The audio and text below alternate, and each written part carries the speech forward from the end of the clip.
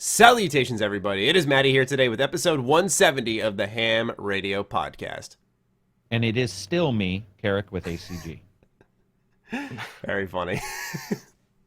And this is YongYea. Thank you so much for having me on board. Super excited to talk about Spider-Man, one of my favorite games this year, and what I think is a dream come true for someone who's been watching following a lot of the Spider-Man scene. So yeah, let's just dive right into it and absolutely, man. We had a really strict embargo for the review, but we're taking the lid off of it. We're talking about everything in Spider-Man PS4, so I don't know why you'd click on this video if you didn't want spoilers, because it's clearly labeled SpoilerCast, but we are going to be ruining the whole game for you right now. So we're getting right into it because there's so many major story beats we got to go through that we originally couldn't with the review period. So let's start off with the connection between Otto Octavius and you didn't tell people to flick a buck. Fuck, I was ready to sing. Wow, I was ready to you do were the actually intro. ready this week? Okay. So, no, but I noticed you missed it. I just want to make sure you say it. You got me excited. I honestly don't want to tell people to flick a buck now because you refuse to sing. Flick a buck. There we go. Okay. Patreon.com/MrMattyPlays. Anyway. There we go. Move on. Now, Otto Octavius is connected to Peter Parker. How'd you guys feel about this? Was it forced? Was it a surprise? It felt very like Sam Raimi, strangely. Like, with the Spider-Man 2, they kind of had a connection there. So, yeah, I was kind of surprised that they went for that. But pleasantly surprised, I would say. Yeah. Because that relationship, it got really fleshed out throughout the whole... And it became the sort of the foundation for the whole game, for the whole storyline. And it culminated into just something really touching and emotional and tragic. So I loved it personally. Yeah, to be honest, you could really, it's a testament to that when I'm going to jump all the way to the end here, when Otto's just laying on the table, completely crippled, can't move at all, and Peter's just deciding whether or not to walk away from him. And like, I was feeling for him at that moment. Part of me was saying like, stay with him, man, support your guy. But like the other part was like, he's lost. You got to just leave him. And so I agree that they really built a good relationship there, and I didn't expect it to become the foundation of the story. Really, now that you mention it, it was something that I was like, "Oh, cool, he's here." I'm sure this is a framework for some extra gameplay, like the puzzles that they had, but it ended up being so much more than that. Yeah. What about you, Karak? Yeah, I would agree. I would say that without him, the cornerstone of the story wouldn't be there, not just plot-wise, but gameplay-wise with the experiments. And you can't reflect Peter Parker as being hyper-intelligent without having him doing some stuff. Makes perfect sense that the doctor's like your mentor. And, of course, then that ends up switching around at the end, which I think is typical tragic tale. So I liked it. I thought it was awesome. I also just have to give a kudo to Insomniac because the character model for Octavius was it was phenomenal. There was even reflections. I don't remember if it got into my review. There's even reflections, like perfect reflections in his glasses when he was talking to Peter, and you could see Peter's eye. Like, it was just and that helps me. If they look that good, that makes me like lean in and go, this character's real. Yeah. And the voice actors also, because I love to cover voice, and that fucking voice actor that did him, and as he's talking and as the recordings get more and more like sinister, you can literally like sense him falling off a cliff. You're like, the first ones are like, he's a scientist, blah blah blah, and then all of a sudden you hear him say in one of them like, I can't even remember what he says. He says something like his nosy, or it's just a little cynical bit, and then they continue from that point on. So fantastic. Yeah, it's like a combination of both the writing and the acting that just kind of meld perfectly to create that very natural progression towards a more sinister Octavius, and it's just fucking awesome. Yeah, that's a great way of putting it, because it wasn't like it was this flip of the switch, all right, he's a villain now. You saw like little outbursts, like when he was trying really hard to, I think they were trying to control like the robotic arm or something, and it didn't work out, and like he kind of like banged the desk. He's like, damn it all. And like he started getting angry, and you're like, that was a little out of character. All right, maybe he's just like is really passionate about his work and he's pissed, and then you see it again. And you see it a little bit more, and you're like, okay, something's wrong with him. And then you eventually find out at that very moment what is happening to him and why he's so invested in his work. Oh, sorry. Did you go listen to the first time the chick comes and she's talking to him about the grant?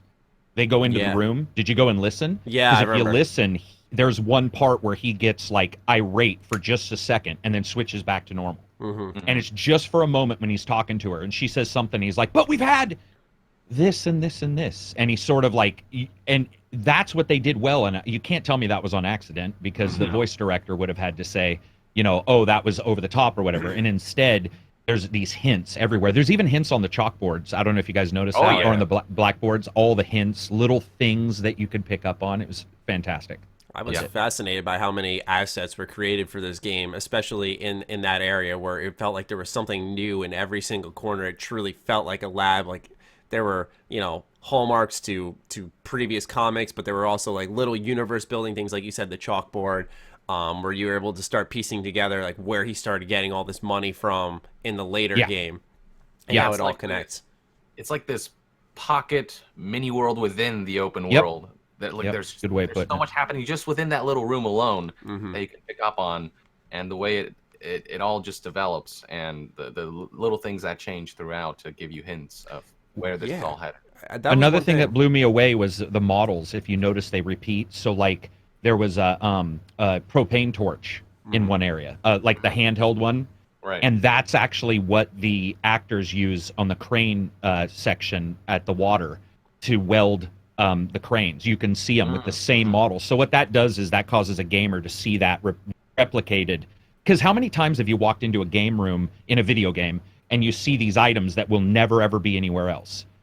Like they're not, you won't see them. And instead with Spider-Man, there were a couple things, tools that you saw later in other areas, and that sort of connects everything together. And I think it was a really well done. Really well done. Kind of hints on what you were mentioning in your walking the walk, a little bit out of place, I guess. But you know how you said, for example, like the trash, it wasn't just like a green trash can with brown on top. Right. It popped in a unique way because they added actually like colored bits inside the trash. Their color. Whoever worked on color theory, even though a lot of people don't like it, that word used that way, I've got a lot of shit for it. But the way they use color to sort of make people feel emotions.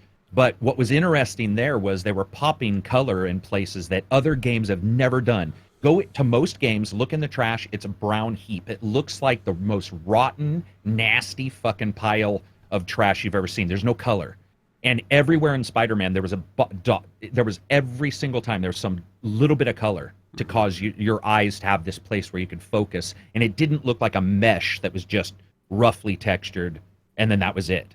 And to me, that was their color use in that game. I don't know about you guys, but like when it was bright and like that white sun, it fucking looked so good. Oh yeah, yeah. When the lighting hits just right and all these different things come together, from the landscape of Manhattan, New York, to the minute details in Spider-Man's suit, it all just comes across so beautifully. Yeah, it's a perfect game for photo mode. Like we've seen a lot of good photo modes, but this is one that, when I see it, like all the pictures on Twitter, like the whole universe is playing this game, everyone's sharing their little screenshots. I have never found myself so frequently stopping to just click, look at the picture, zoom in on the picture, look at the little details to the background, to the foreground. It's a tremendous game in that respect. But back to some of the story stuff. We'll move forward a little bit.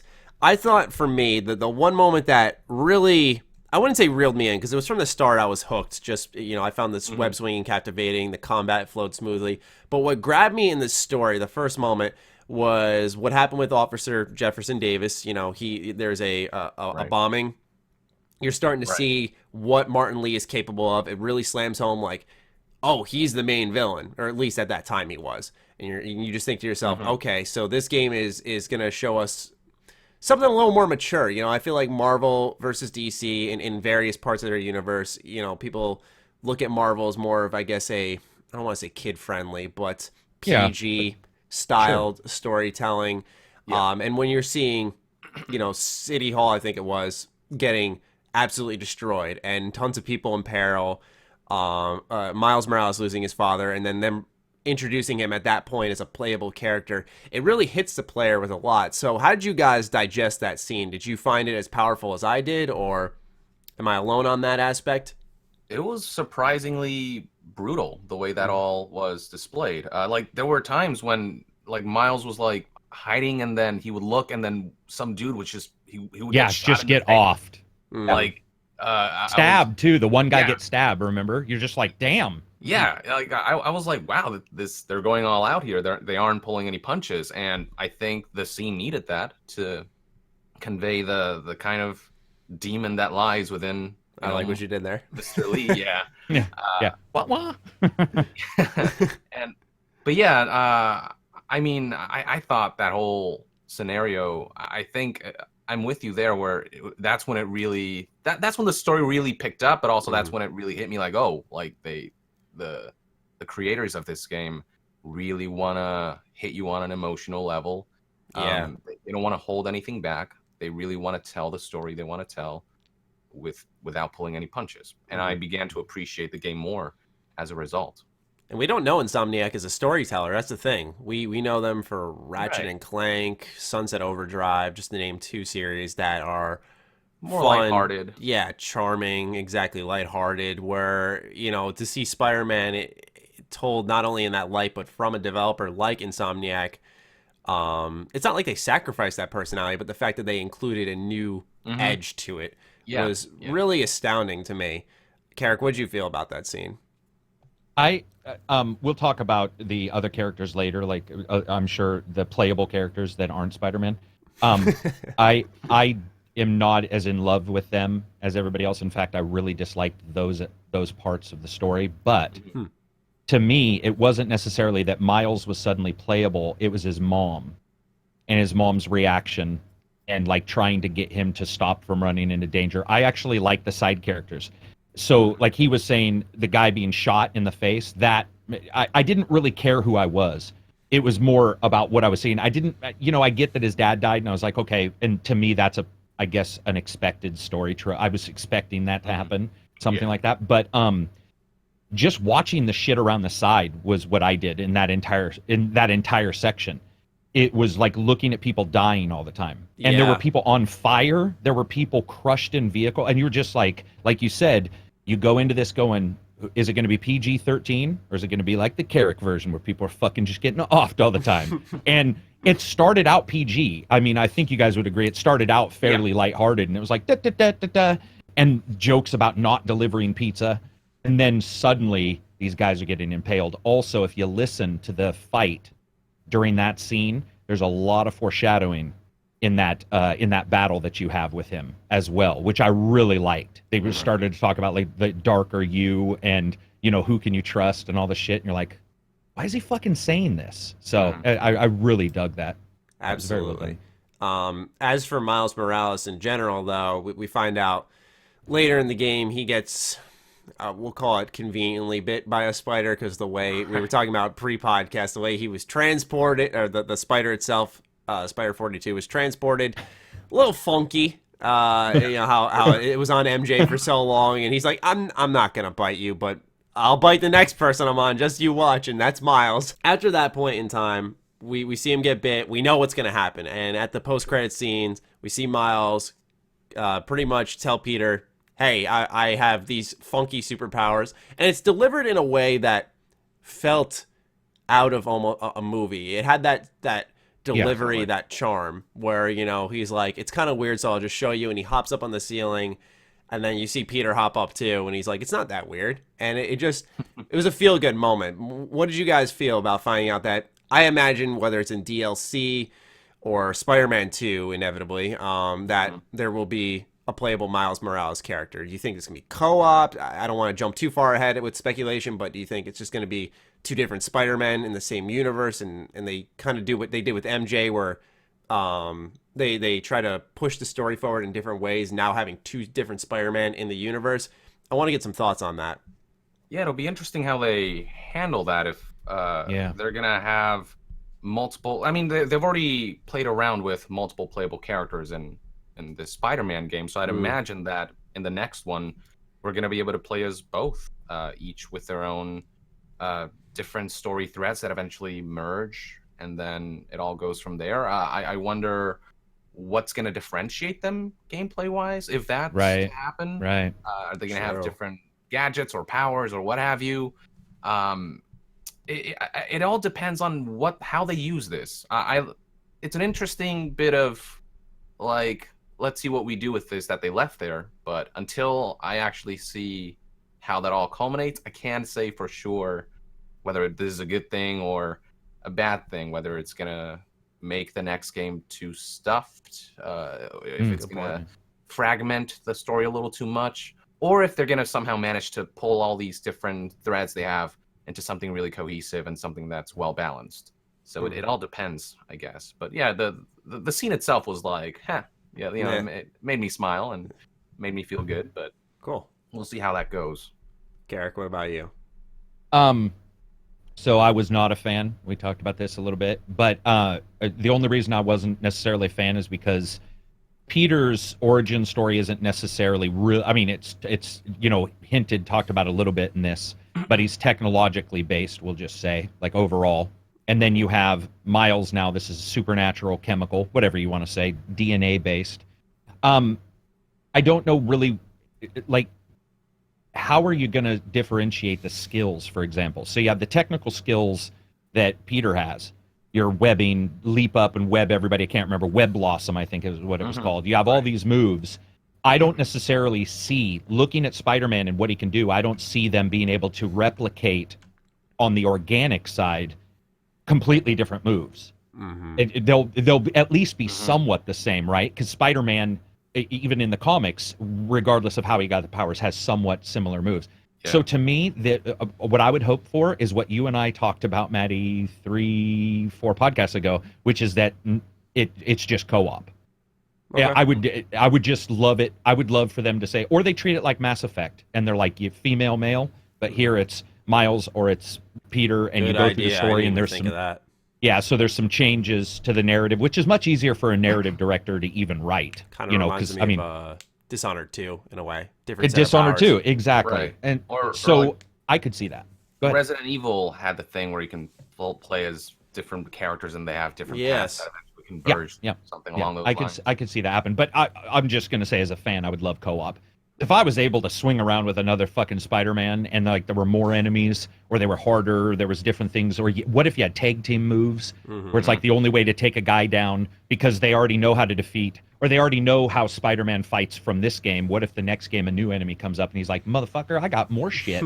And a single Spider-Man can't take him on. So you're like, come on over, Maddie, and he swings in and he webs him up while I do something else. Like that kind of stuff could be awesome. Well, it would certainly force the elevation of what was a tremendous experience the first time around. I think, the first Spider-Man delivered on everything it had to, whereas the second one, to really bring it to the next level, you'd think, including a second Spider-Man, that would change how bosses are designed. They're hard enough in certain ways, and you have to get creative enough with one Spider-Man. How do you make it where it's still challenging, even though you got two Spider-Men with similar abilities? We could also draw from potential narrative threads in the second game, like, we know probably Venom's going to play a big factor in that game. Imagine what happens is, early in the game, the symbiote takes over Spider-Man, Peter Parker, I should say, and then Miles is it's almost like a prototype too. Have you guys played that game where you're saving the original game's protagonist, and he kind of becomes a bad guy in a sense? Yeah.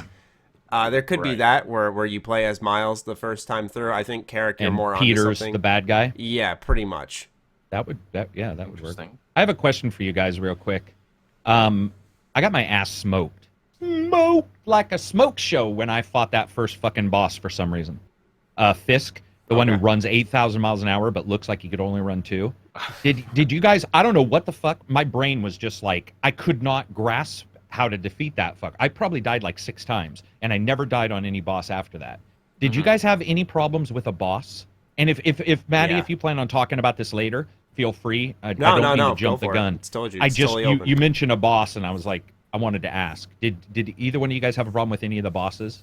For Fisk, for me mainly it was I was still trying to get used to the controls. Right. So I died a few times. But eventually, once I got the hang of it, I was pulling off the combos again. Because it starts off with just you versus Fisk, and then he brings in the goons, and then things get a little more complicated after that. Yeah. And like multitasking, all that got pretty... And he's so fast! Yeah, he's so fast! But yeah, Fisk, that's Fisk. I mean, he's surprisingly physically able despite his rotund nature. But eventually, I got the hang of like web shooting and then like tying him up, and then so it took some finagling, but eventually it took me a couple tries, but not like too many per se. Okay, gotcha. That was my experience at least. Yeah, for me, I didn't struggle with Fisk too much because what I did was I'd web him up and then beat the snot out of everyone around him because I knew I could handle that until I could focus alone on Fisk because I knew I couldn't do it all at once. What I did struggle with, though, who got me 3 times, was the Shocker when you're inside the bank. Oh, interesting. Yeah, he just I sucked at dodging his attacks, and I just could not get him originally. Those are fast attacks. Are you talking about the where he's just like and I think he had like one where he like waved across the entire ground around him that you had to jump. And then you had to and then he would hit the ground in almost like a ray sort of thing. And I was still getting, even at that point in the game, I was still getting a feel for truly controlling the movement of Spider-Man, where I didn't think, just double tap X and you'll just web zip kind of out of the way. Like I was trying to web swing, and I was playing it like it was freaking Spider-Man 64 to tell you the truth. But that was one boss that got to me. But part of it was also I was like fascinated at the same time. So I think that really played a factor, because I remember, I played all the Spider-Man game growing up. I said this in my review. I remember the Spider-Man boss fight against Shocker in the PS2 version, and how you're just chasing him down like a subway tunnel, and you're trying to like dodge his little blast, and then you fight him up close and personal, versus when you're chasing him in the city. And it's this whole open world event, and he's like turning around, like shooting at you, and you're trying to dodge in midair and like web swing. I was like, this is just the pinnacle of a Spider-Man fan's dream. So, but that was the boss I definitely struggled with the most, was with the Shocker. And the final boss was tough. Final boss was tough. Okay, for me, maybe because the E3 demo that they had in the Sony media area, it was the Shocker boss battle. So maybe I just, since I've already experienced it there. Okay. Yeah, that was what they showed back then. So I guess I already kind of remembered what to do, and so I didn't struggle too much with that boss. But all the bosses in this game, I mean, I have to just commend. They were all, at the very least, visually incredibly engaging. And seeing the dual boss battles, the battle against the two bosses with the Sinister. Oh man, like that was my favorite. Tremendous. But would you guys not agree though that the ending part against fucking Sir Negative or whatever the fuck he's called, Sir Negative, Sir Negative, that was really rote though. It's like left and then up to leap over. Sure. That ending part, the other part in the truck, all that kind of stuff was fine. But then you get into that subway, and that subway felt like some kind of weird Sega Genesis game. What I mean is there was no flexibility. It was like, which I get. He's inside a subway train, so he can't. But it was like up. Okay, watch which way he's rubbing his hand, because it's like a giant QuickTime event sequence. Exactly. That's the way I felt. That was the only downer I had. I think what they had was a good idea for, hey, this is a great place for the fight to finish up and to show the scale of the battle once the train comes up through the ground. But on the other side, they were like, how do we accommodate the gameplay aspect? So I thought they did the best they could with it. I would have rather that than trying to fight in like a narrow train. It reminds me of old TMNT games where you'd have like 8 guys bundled up in one train car, and you're just trying to like mash your way through them all. It's like, fuck that. I guess I was just surprised you couldn't like web onto a pole and like do something. It was more like just up. It's exactly like you said. It did feel, now that I think about it, it feels like a QuickTime event they faked wasn't a QuickTime event. Yeah, that is exactly what it. Now that you said it, that is what it feels like. Now you do eventually get to fight him again towards the latter part of the game, and I thought the way they did that was really cool, and with very cool demon showing up. Gosh, yeah, that was tough. That didn't kill me, but that one was tough. Yeah. Also, did you guys like the little joke about Spider-Man where he tries to stop the subway car and says, that worked last time? Yeah. That was awesome.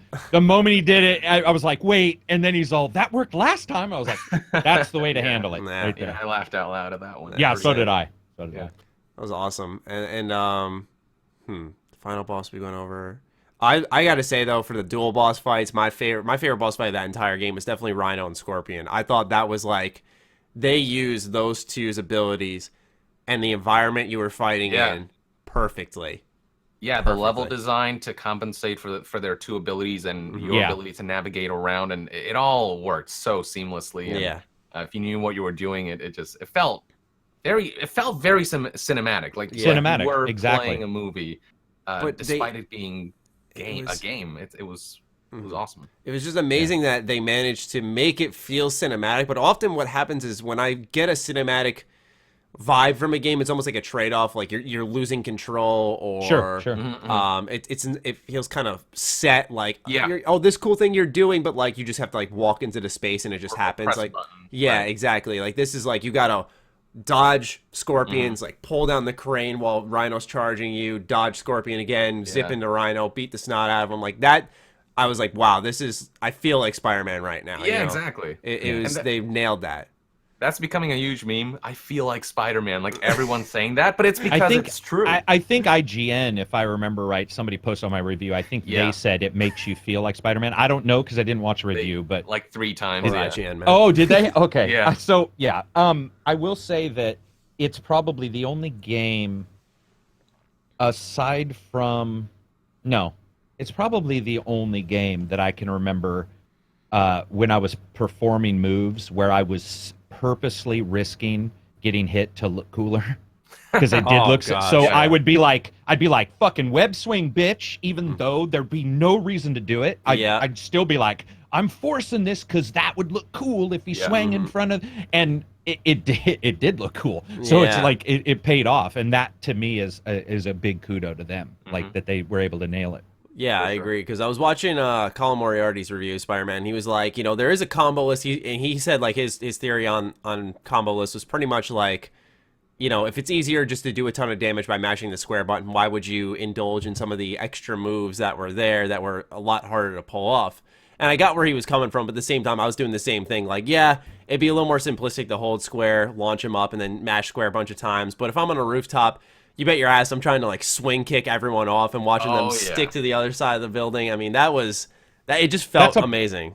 Isn't that a Platinum trope though, that Platinum Games does, where it's like, you can beat Nier by pressing 1 or 2 buttons, but you have more advantage. So it's not, I don't think that really plays out if you look at Spider-Man. It's trusting the player to indulge in the other stuff there and have fun. And then delivering on it. Like if they didn't deliver on it, I would completely agree with that. If they didn't deliver on the cinematic result that happens when Spider-Man pulls off something fucking cool. There's nothing cooler in the world than sticking somebody to like the wall. That looked so. I mean, there's one part I have in one of my videos where like 9 guys are in a row stuck to the wall, and he's like, cops will be here, and I'm like, Jesus, that's good. I mean, that narratively, that fit perfect. I mean, you could say that about like that complaint. You could say that about like fighting games. You could just search for the most optimal way to beat the opponent up, or you could also along the way bring in some swag and do some crazy combos and just look cool, because that's what the game encourages. So I felt the same way. I was doing inoptimal moves for the most swag. I was okay. Like, man, I look cool. Yeah, that was all that really mattered. Trying to use like Spider-Man 2099's ability, where you can like stay up in the air as long as you want, and just like yanking everyone up and just punching the shit out of them like one at a time. Like, it's your turn. Oh yeah, pop. Yeah. Was I the only one though that? And I told this to Maddie when the thugs first showed up.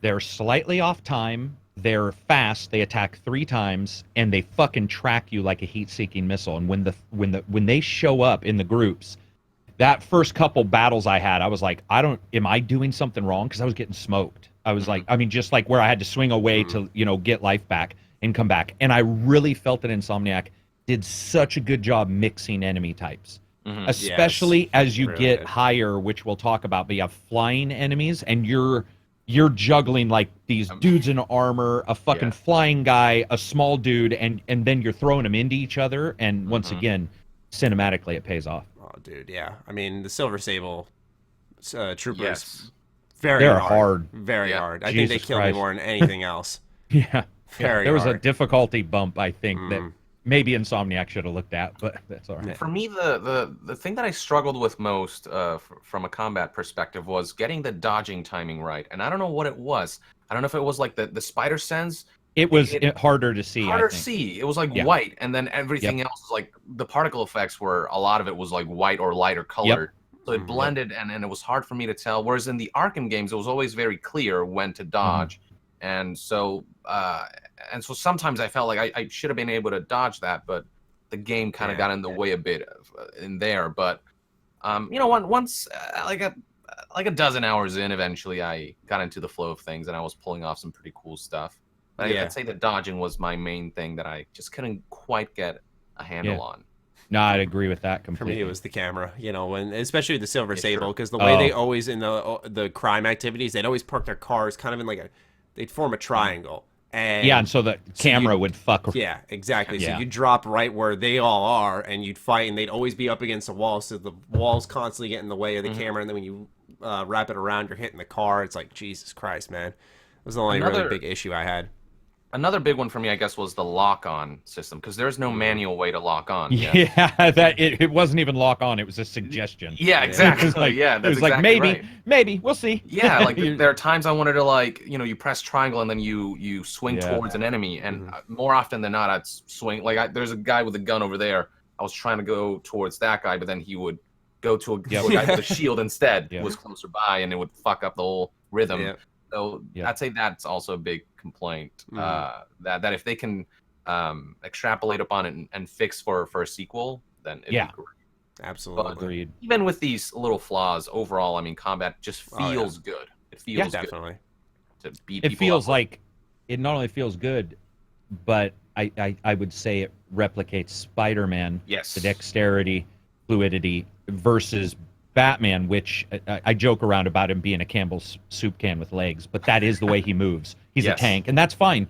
If you look at the end of a battle, too, it's also cool, because at the end of a battle, everybody's not dead, but almost everybody looks dead in a Batman game. Like, you've thrown people on their necks, you're breaking their legs. Yeah. And what was cool about Spider-Man is everybody was still moving. Like, look at people stuck to when you stick them to the wall. They're still jiggling around. You're like, that's awesome. Even though I did get it confirmed that people do actually fall to the ground sometimes and don't get stuck to the walls.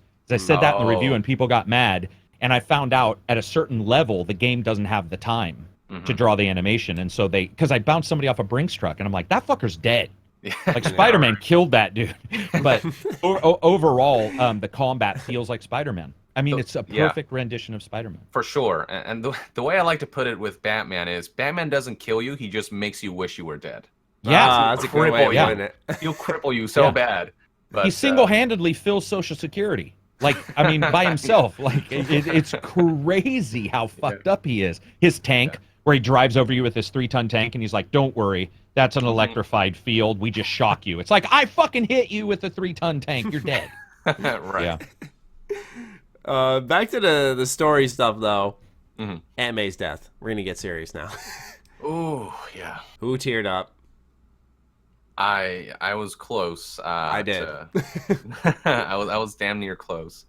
I was does that ever happen in the comics? I know Uncle Ben obviously always. Yeah, there's been times in some of the comic lines where they died. Yeah. Wow. Yeah. I think I it was played with tropes. It played with tropes for sure, because you always go like, okay, Uncle Ben, he dies. Peter's like, oh, great power, great responsibility, yada yada yada. Fast forward. I'm glad they skipped all that. I didn't expect them to rip May right out of the experience. Not that soon, because you had a lot of time to hang out with her, get to know her as a gamer, not just as Peter's aunt. But I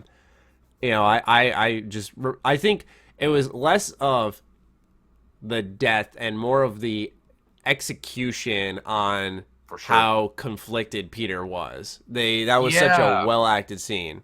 He really was like, I love my aunt. I don't want to lose someone else again, but I fight so that you don't lose everybody. Yeah, save one or save everybody. That conundrum that that Peter had to deal with, and where he almost got the thing in there in the IV, and he was like, "Fuck, I can't do it." Yeah. Because he knew this is what Aunt May, that's what she would want. She wouldn't want me to save her at the expense of everyone else. I thought, she started getting sick halfway through the game, but I'm like, they're going to get the antidote and whatever. It's just they're going to save her easy. So when she actually, when I hear the beep in the machine, I was like, wait, no way. Yeah. They actually wow, they actually went that far. So it was a good, like it was a sour but good surprise where I'm like, they didn't pull the punches. Mm-hmm. They did what they thought was right for this story, and I appreciated that. So I agree. It was shocking in a really good way. Karak, what about you, man? Did it crack that rock hard heart of yours? No, I don't get emotional in games, but I will say that. So I have a question for you guys before I answer. Okay. Don't you also though feel that this Peter, the way he's been portrayed, by the way, in this game, would have still said family matters, and I'm gonna save Aunt May, and I'm gonna try to figure it out some other way. I just do not buy the active killing, because that's what you're doing. If you're not helping somebody, and you can, you had a part in their killing. Like, I just don't know if I buy that he would do that. I get the great power responsibility stuff. It's definitely ingrained. I guess my question would be, have we seen that before in Spider-Man? Maddie'd probably know. In the comics, has that character ever not sided with family? The reason why I say this is every movie, that motherfucker does everything, including ignore Gwen Stacy's dad and still dates her. She dies. He continues to try. And I do not like, to me, not doing it is the lack of trying. Maybe that's just me, but I feel like, I think before that they said, like, she's only got a little bit of time. You should go see her. But I wouldn't be able to answer the comic aspect. I've read, in the scheme of things, a limited amount. But I think part of it with the story was saying, okay, yeah, Spider-Man is amazing. He can do a lot of things. You see him start off the game by... But he can't save those closest to him. Yeah, to an extent, but it's also... He wouldn't have been able to do anything he did without MJ. You know, think of it that way. He can't be everywhere at once. He can't save everyone. And I think including MJ was like an exclamation point on that. Like, hey, he needs help. You know, and it's not just about Spider-Man. Like they say at the end, to take out Doc Ock, I think MJ says something along the lines of like, you know, talk to your friend Peter, because he would know how to stop Doc Ock because you helped build him, right? And so it reaches to different parts of his character and also shows his limitations as Spider-Man. So for me, I took away from it as like is necessary evil the right term? I don't think so, but it was one of those things like he had to accept it happened because he can't be everywhere at once. He can't risk everyone around him dying in order to try to save his aunt. Yeah, I mean, I find it fine. I just had to ask. Go ahead, Young. I mean, I wouldn't say there was a lack of trying. I think he tried everything he could. Like he had to get the cure. It was the main thing, and he had to pull all stops to do that. And when it came down to it, there was just the one vial that they needed to. And, you know, I don't know if it's a storytelling contrivancy that maybe you find, but, you know, I just feel that with Uncle Ben's death, I think the whole lesson there was, like, on some level, it had to do with Spider-Man being very selfish starting out. He has these powers. Okay. And, you know, he pursued what he wanted, and it came at the cost of something very dear that he eventually came to regret. And I think that lesson of great power comes great responsibility was so deeply ingrained after that, that I think this Spider-Man, post Uncle Ben death, I think it makes sense that he did that. I think pre-Uncle Ben death, pre-great power, great responsibility lesson, sure, he would have maybe done the selfish thing, but... I don't know. I guess they don't really, because we don't see the origin the story genesis, of this, exactly, the genesis of this Spider-Man. So that's the thing that actually bothered me a little bit. I needed some of that. Something, in a way. for sure. But I guess based on my general knowledge of who my ideal Spider-Man is in my head, it makes sense. Okay. But I guess it depends on what context people have for who Spider-Man is, you know? Yeah. I do find it depressing. I'll say that, like when so they celebrate her being 5 years there at the feast, and then what's his name, fucking, Mr. Negative decides he's gonna fucking go off and be a bad guy, and then she's running it, and then she's dead, and it dawns on you later, you're like, wait a minute, who's running the place? And I was joking with one of my friends going like, well, if she's dead and he's dead, fucking are the homeless people just running around eating their food?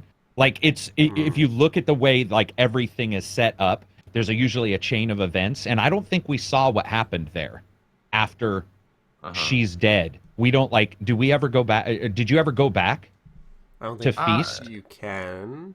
You can, but did you? Because I was just wondering, is like somebody there or are people? I would like. I didn't do it for the walking walk, but I'd like to know if people are like, where is everybody? Nobody's running this fucking place. Miles was helping. Yeah. Oh, Miles was helping. That's true. Yeah, Miles was helping. That's and true. when I the didn't even think antidote about was being given out, wasn't that like near Feast or was that somewhere else? I thought that was at Feast or somewhere. I remember they showed it in like a little newspaper, but I don't They remember. showed it. the Yeah, I background don't of remember it. either. Okay. I don't remember either. I just found it funny because I was like, it was sad because all this support system for all the homeless people got killed, and I was like, all right, well, those guys are fucked. Yeah. But I'm sure it was cool. Yeah, I'm sure they I find liked a it. way to rectify. Yeah. I mean, I'm sure there's various levels of. I don't know. I guess they don't really resolve that. Oh no, they don't care. By the way, I should make sure everybody knows I'm joking. I don't give a fuck about what the homeless people in that game are doing. I just found it funny and sort of sad because I think past it, and I'm like, what's her effect? Oh, she's Peter's aunt, and then all of a sudden I was like, wait, the other guy just fucking left the place, and he was the one. And remember, she's on the phone saying like, I don't know about your money, because she's on the phone, and you can tell something's already going wrong with finances there before the bad guy's even introduced. She's on the phone, and you can eavesdrop on her. And I was just getting this idea of this lady trying to hold everything together, and then she dies, and everybody's like waiting, just going, "Where's the food? Nobody's doling out our mash." Yeah, I guess Peter will have to take up the mantle Peter. or something. Oh my God, what if the second one starts out? Peter's just fucking running Feast, just delivering food. I could deal with that. Interesting. Well, you know, him and MJ are together, so I don't know if MJ helps. Yeah, I'm sure who cares? it's a little thing that they'll just insert a character. They'll say the police handled it, and boom. That's all. This they is got. why It's you. one This line is of why you audio. don't ask me in-depth questions, because I've been thinking about this shit. I admire it. MJ can die in a fire. You don't like MJ? Fucking hate her. In Let's this get game into or that. just in general? This game. God damn. When All she. right. Okay, yeah, let's get into this because Mr. Maddie and I disagree, and he's wrong. Oh man. Okay, here we go. Sips water. Here's what pissed me off. There's one thing that pissed me off. Okay. There's a cutscene, and he comes outside and he swings, and she says something like, "Now this is after a bunch of shit's already happened." She's like, "You sound like more emo than normal," or something like that. And I was like, "Bitch, I fucking just saved like half of New York, and fucking people are dying around me." And the way she treats him, and the way she's so wishy-washy about everything, which I get. People are going to say, oh, it's about the relationship and the problem. But even her, I don't know if you guys remember, but she says why they broke up. And I'm sitting there going, dude, that sounds like a third grader. Like, that's something a kid at recess would bitch about. Like, it just seemed odd, her character. I just did not like her tone or anything. And I know Maddie disagreed, because I tweeted Maddie that direct M, and I was like, dude, blah, blah, blah. And you're like, what? I love her. So you go, Maddie. You liked her. Try to sell me on liking her.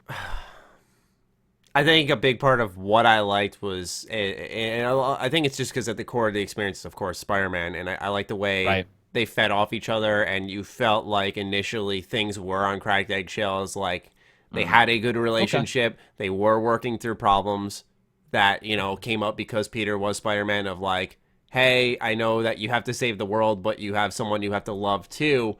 And while that does sound selfish at first, I think if you put yourself in her shoes, it makes complete sense.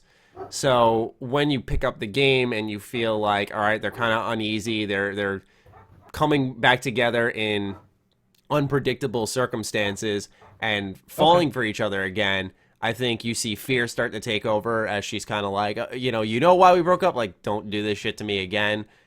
Anxiety, apprehension. It was humanizing to me personally. I found it in a way where I was like, okay, is that a positive quality? No, but this may be a little off topic, but I look at it like the same way I look at Lara Croft. Like when people see a negative attribute, and I'm not saying this is for you, but in general, when people see negative attributes to characters, it doesn't mean that they're a bad character. I think a flawed character is often the most interesting because no one's perfect. You know, people always complain up a storm that Rey from Star Wars is perfect. She does everything right. She always saves the day, yada, yada, yada. Mary Sue. Mary Sue. Yeah, there we go. And she is. Exactly. And so when you look at that versus like Lara Croft, where, you know, she's selfish in nature, she's much like her father. Yeah. She doesn't think beyond herself and the treasure she's taking and what those repercussions could be. And I won't get into more on that for those who want to play it, but you know, she is very self-centered, and that's a flaw. But it makes her ultimately a more interesting character to dive into. So I wouldn't say MJ is selfish, but I'm just saying I think that level of like, hey, pay attention to me a little bit. Like they're dating, he should. I appreciated that. You know, I thought, like I said, it was humanizing. Okay. What about you, Yon? So the main reason they broke up was because she felt like Spider-Man was being overprotective, or that Peter was being like, no, you shouldn't do this because that's dangerous. Was that? That's what I picked up on. Yeah. I think it was a mix of that and like he was just so busy saving the world all the time that he never was there to be with her, and she was in a relationship but really alone all the time. I kind of understand where some people might find like her tone annoying. Like she feels, I don't know. Sometimes it feels like she's talking down, needy or talking. Yeah, definitely talking down. Yeah. Yeah, to Peter, who's trying like his best to mend old wounds. But I guess part of it has to do with we don't see what led up to their breakup. We don't see. Yeah, again, you're there's right. no context there, so it's hard to say. It's hard for me to say like, oh, she's right or he's right, because I don't know who did what that eventually led to the breakup. But you know, on some level I get where Mary Jane is coming from, but I think the circumstances that the game presents, where Spider-Man saves her or something, where she's in a very dangerous predicament, and then Spider-Man comes in and basically saves her, and she's like, oh, why'd you do that? Like, maybe there are other scenarios where Spider-Man was too overprotective, where he was like, no, you shouldn't do this. I'm saying you're not going to do this because it's dangerous. I'm not going to let you be your own individual. You know, maybe there are other times where maybe Peter did take that too far. I think they showed that in the Silver Sable camp. Like, he hops in thinking that MJ's being held at gunpoint, which he saves her and he saves her and knocks him over. Silver Sable runs in, and it's all chaos at that point, where he didn't need to save her. He didn't need to track her down at that point. Right, but she was being held at gunpoint. And I feel like anyone seeing their ex-girlfriend or someone they care about being held at gunpoint, that would be their reaction. I thought I was going to lose someone. I had to come in there and save you. And not to mention that she was infiltrating a military armed like, you know what I mean? Like, she's a journalist, and she doesn't have any superpowers. She's just a girl, and you know, competent in what she does. But these are military.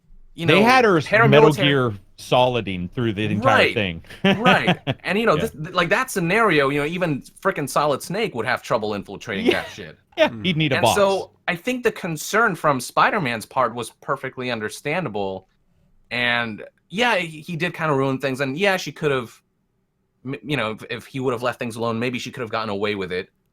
But at the same time, when you care about someone and they're doing something that dangerous, I think it's understandable to be concerned. And then when you see them held at gunpoint, I think the immediate reaction would be, I got to save this person. Yeah, right. And Mary Jane, I think, kind of, she doesn't see that side of things in that particular scenario. Right. Again, there might have been, maybe it has to do with that building to a point where she's like, I can't see your side of things anymore because, like, you've done this in other smaller things as well.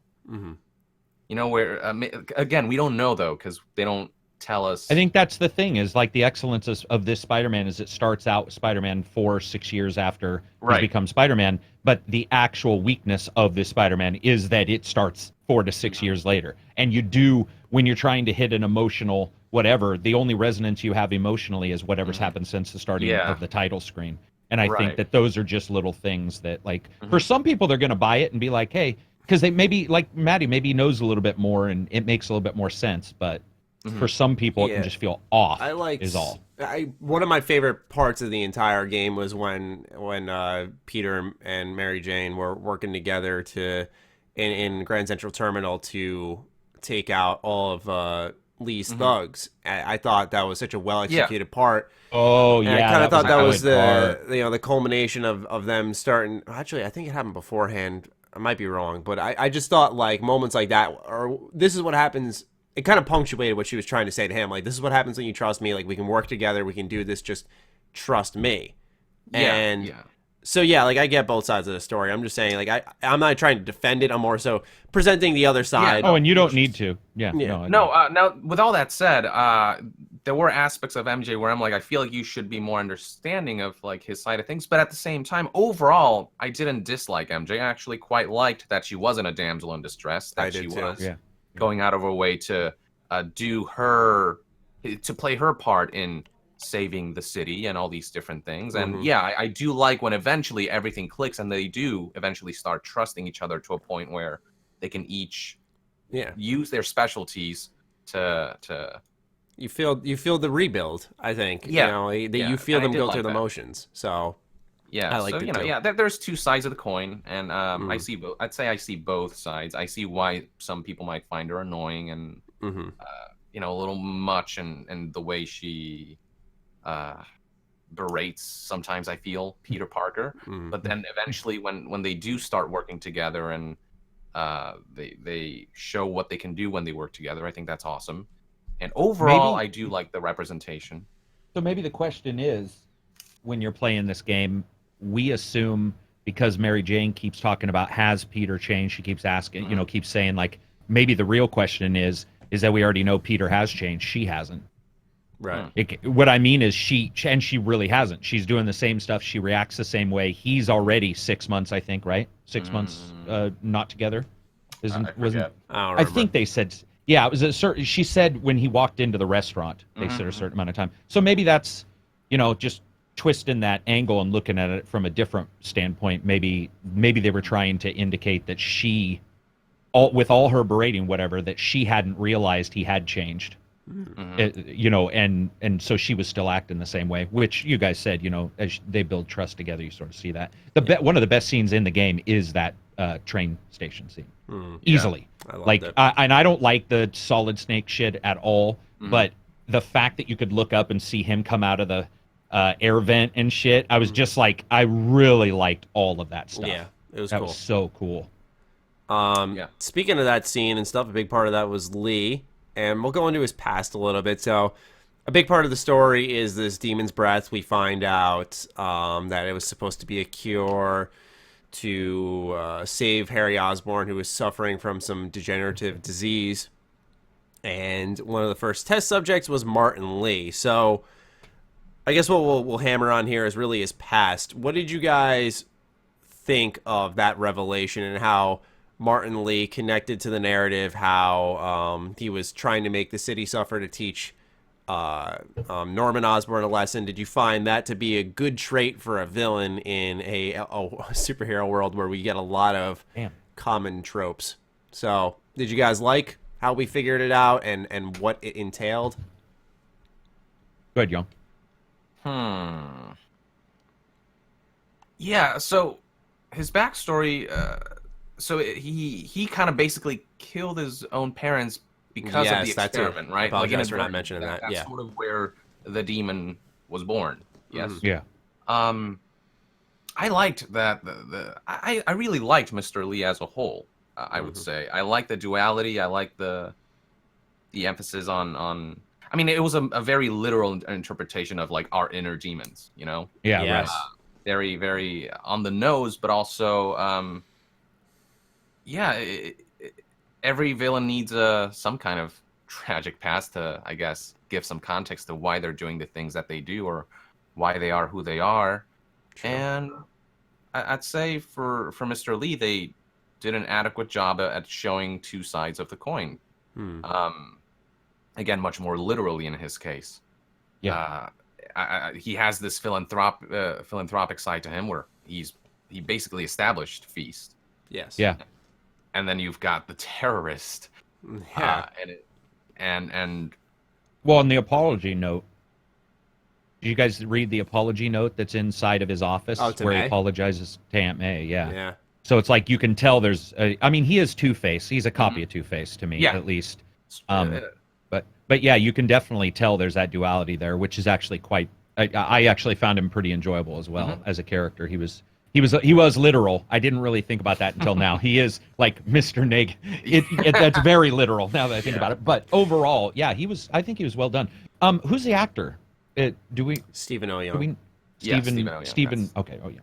And I thought he did a good job. I'd say elevating scenes.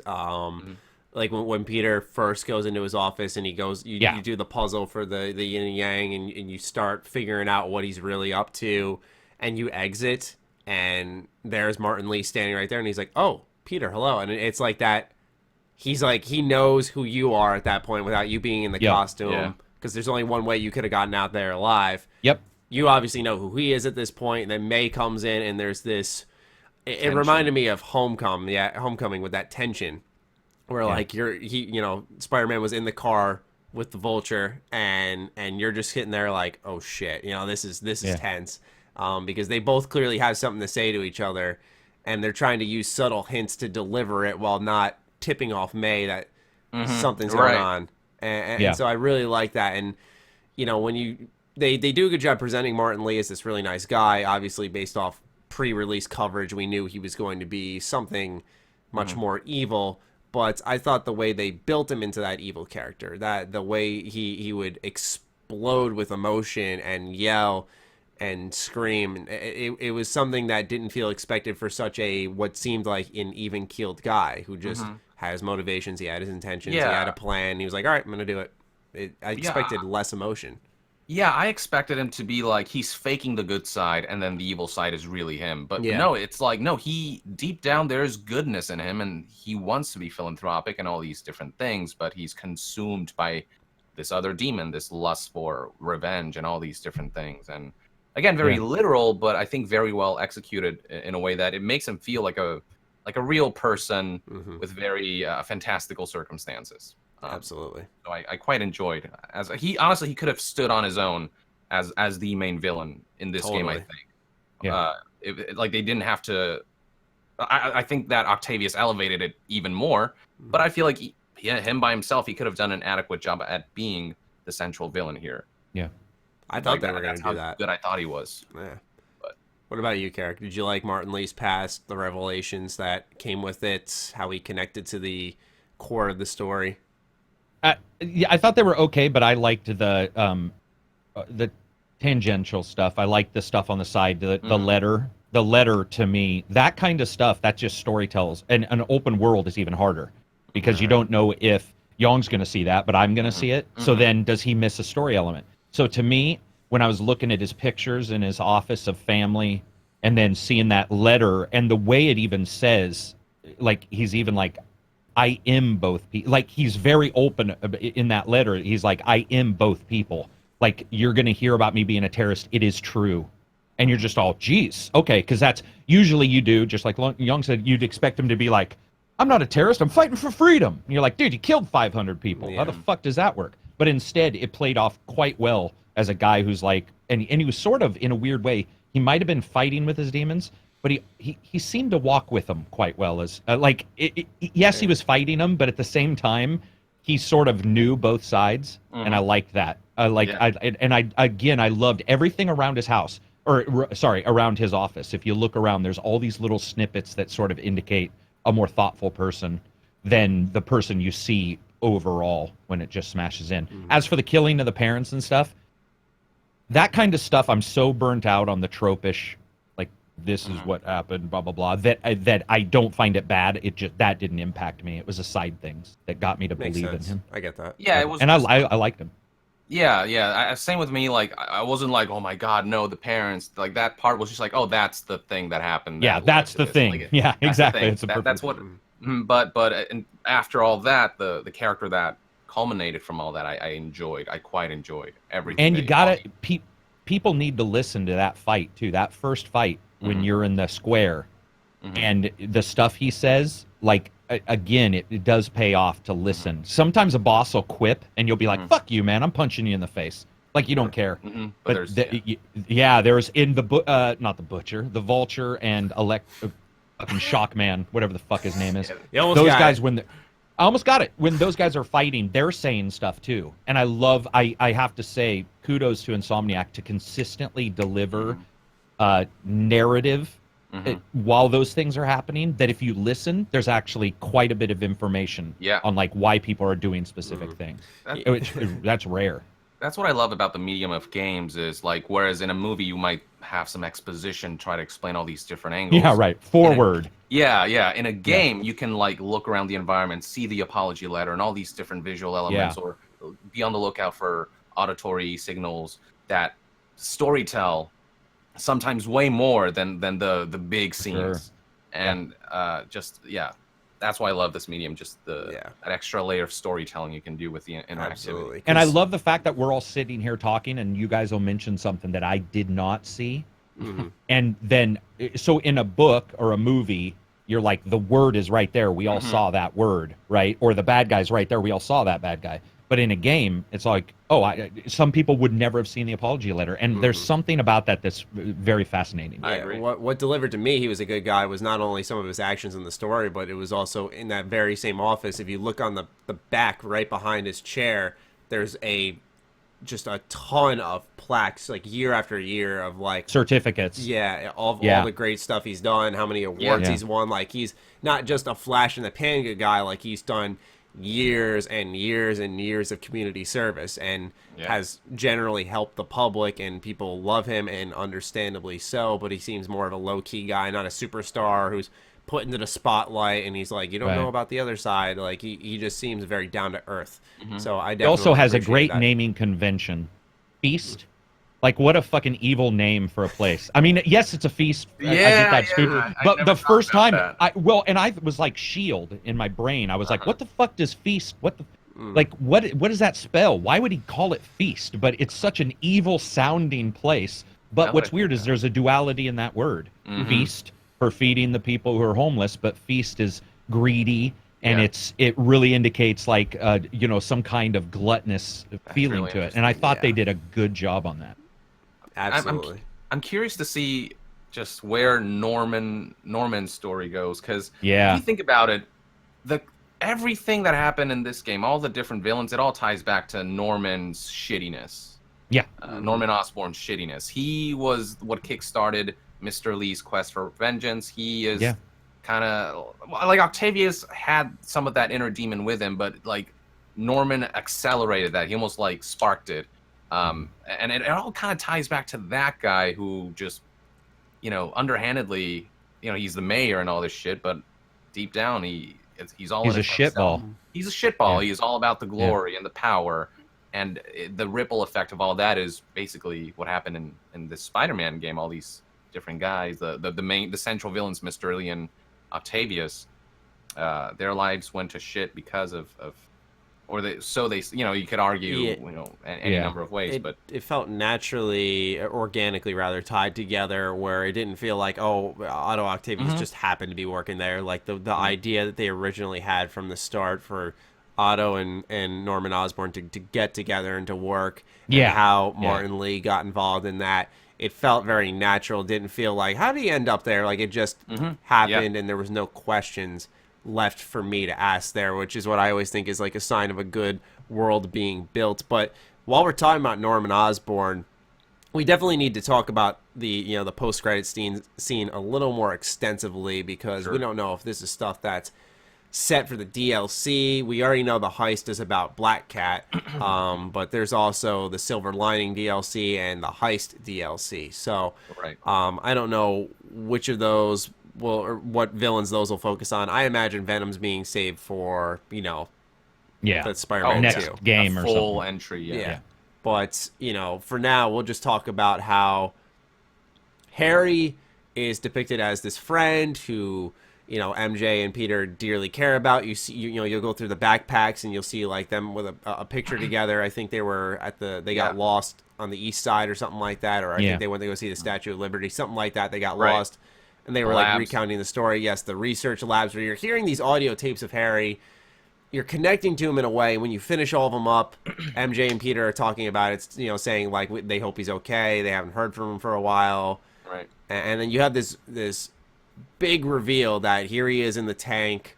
He's in New York this whole time underneath our noses, and MJ was literally at one point like a button press away from finding Harry, which is even crazier. So what did you guys think about how they're going to roll the Venom into the universe, how they handled Harry Osborn's disappearance? He apparently is on a European vacation, but he's actually very sick, in fact, and now he's pretty much I wouldn't say like a stasis pretty much until he can hopefully get better.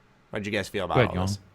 Was Harry Osborn ever, like in the comics, a candidate for Venom? I'd never heard of it until this game. Either. So it was certainly surprising, and I don't know how comic fans will feel about it, but for me, I'll just have to see. Again, with these cliffhangers, it's always about we'll see where it goes. I can't say right here, right now that that's fantastic, great narrative choice. It all really depends, but it certainly delivered an element of shock value. But as for how they handled Harry Osborn, he was there without being there, which was really interesting. He was kind of the audio log NPC. That's true. The recurring audio log NPC, and they vaguely hint at what happened.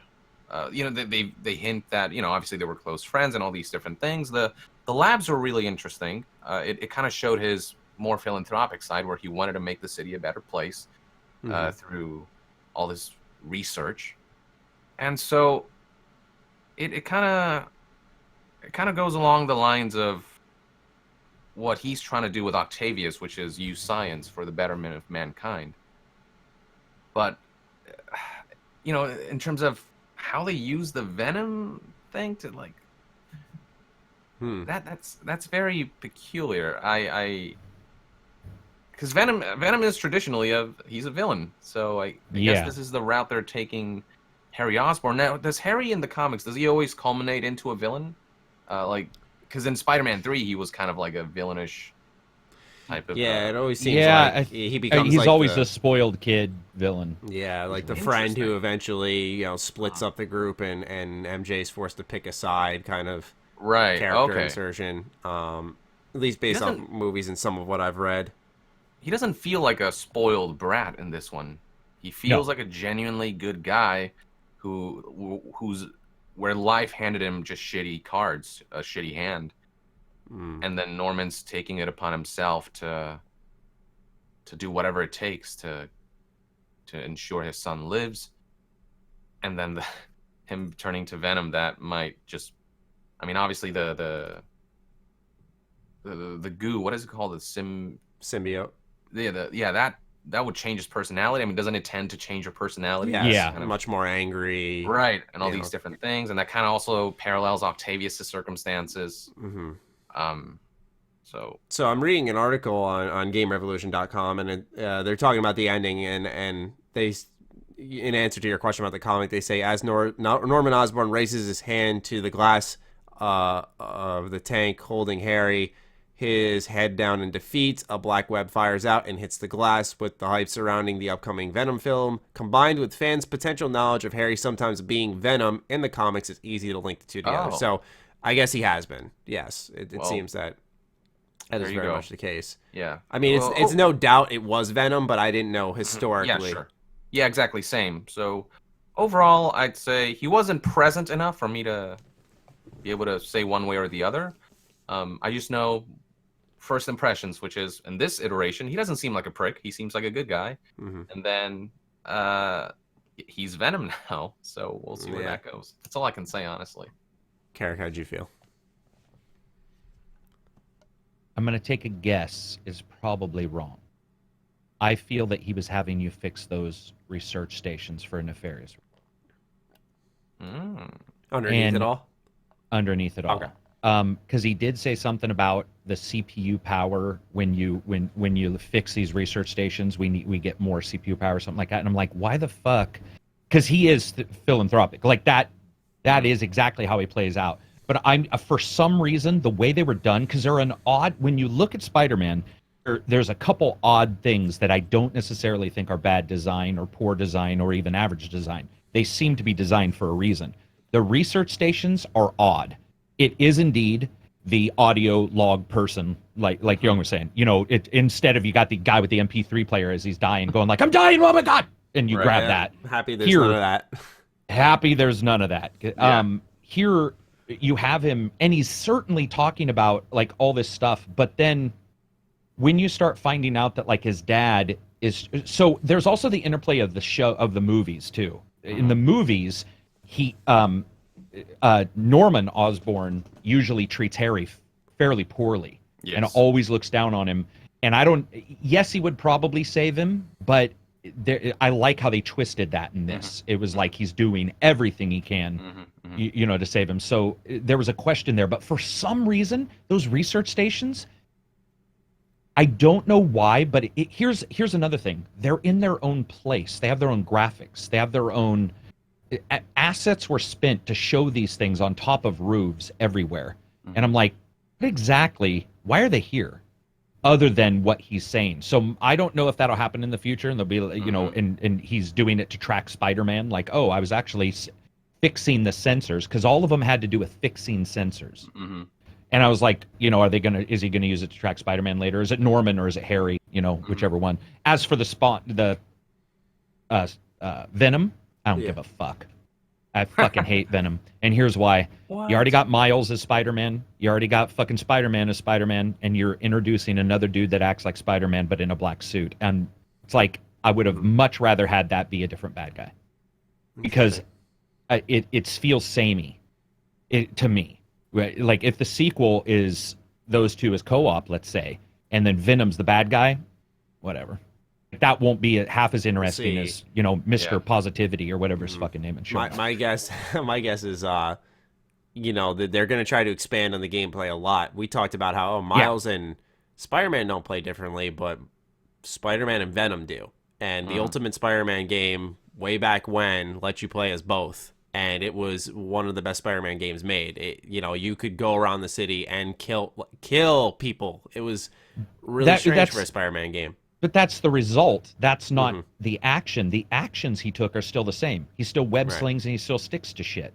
Absolutely. So I guess in my brain, if you understand what I'm saying, I guess in my brain it feels like too much Spider. Well, I mean, you got one who's nimble and flexible, but you got one who's more bronze, eats people, very. I mean, I'm not saying vicious. I'm not saying he couldn't be good. It's just, I guess I was hoping that the end would be a different bad guy. But I also liked Hobgoblin and Green Goblin more in the movies. I like those characters. I wasn't a fan of the movie the Venom and what was that, 3? Was that Spider-Man 3? Yeah, 3. I don't think anyone liked 3. Emo. 3's a great Peter comedy dancing. flick. Not a great point of reference for emo dancing Peter. So but I mean, I think it was a pretty good stinger, I guess. A pretty good, you know, overall. Yeah. It just didn't hit with me as much as I would have hoped. I would say for me the prospect of how Insomniac will create set pieces around fighting another web slinger is exciting. Yeah, that's true. Yeah, that's true. Because like with Octavius, he's got a couple arms. What can you do with that? They did a lot with it. Like the way they represented the weight of those arms, the impact of every time they claw through, and then the way they employed his powers in this amazing final boss battle set piece, and then like that vertical boss fight, that vertical sequence at the end, like stuff like that makes me think they can do a lot with like villains' powers and make them really cinematic and all these different things. So, you know, you got to play as Spider-Man. What it would be like now to fight a Spider-Man-like entity through Insomniac's kind of crazy set piece visions. So I'm actually really looking forward to it. And Venom just happens to be one of my favorite villains of all time. So there's some bias there for sure. Cool. Are you going to watch a movie? The Venom movie? Yeah. Absolutely. I'm I'm excited and skeptical. I'm like, Yeah, right in the middle. Right in the middle. It'd be hard to pull it off. Yeah, like I overall, yeah. Go ahead. Did you guys notice there's a little Easter egg there too? When you're fixing Octavius's arms, before you fix the CPU, if you move the arm, it stabs like it's trying to kill somebody. Yes, I did notice. And then that. once you fix Really? it starts moving normal, and you're like, "Fuckers, I know." Yeah, yeah. He even says like the CPU's like fucked up. Like he even that's one of the things I loved. Hook, line, I sinker. absolutely loved that every single time you did a puzzle, he said something. I loved that. It was so good because it lodged Peter as a smart guy. And he was like, "Oh, this chemical, but it wouldn't work well with skin." You know, and there's all these question marks, and then you see that thing stab, and you're like, "Oh, fuck!" And it looks violent when you control it. It's like, whoa, and you're all, that looked cool. So I loved, So I guess now that I think about it, Venom, fighting against. I guess the problem with me is I like the one main smart guy controlling a bunch of guys because I feel that that's more dynamic to me, and Venom not necessarily known for wearing a fedora and being brainy. So like hopefully he's with somebody else. I think for that we're gonna have Norman. I think he's gonna be the man pulling the strings in the next game. He has I mean he's clearly controlling his son, but at the same time control. Okay, I believe so. That could be cool. Yeah. Who knows if we'll see him as Green Goblin. Well, there's I hope. I found during my research prior to the show, I had found that there was an Easter egg in the game that you could find pumpkin bomb prototypes in Spider-Man PS4. Yeah, So- you can. Yeah, the grenades. The pumpkin bombs are from Hobgoblin. No, they're from Green Goblin. Yeah, so I imagine they're hinting at it's already something he is working on and come next game.